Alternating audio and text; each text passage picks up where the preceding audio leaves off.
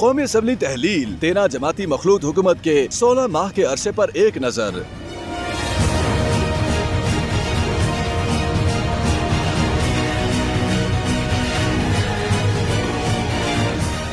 तहरीक आदम एतमाद के जरिए पाकिस्तान तहरीक इंसाफ की हुकूमत को वफाक से बेदखल करने वाली 13 जमाती हुकूमत ने असम्बली की बाकी मुद्दत मुकम्मल कर ली।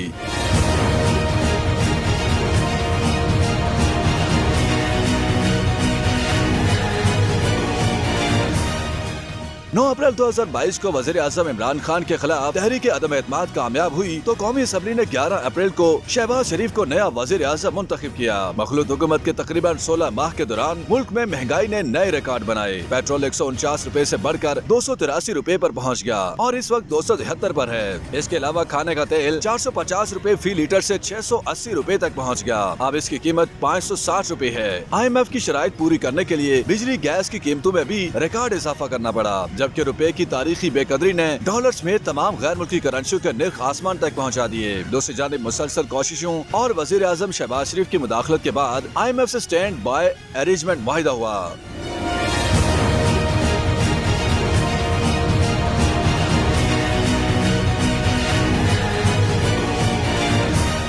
दोस्त ममालिक के ताउन से सर मुबादला के ज़खायर बढ़े, तहम सूरत हाल डिफॉल्ट के खतरे तक पहुँचती रही।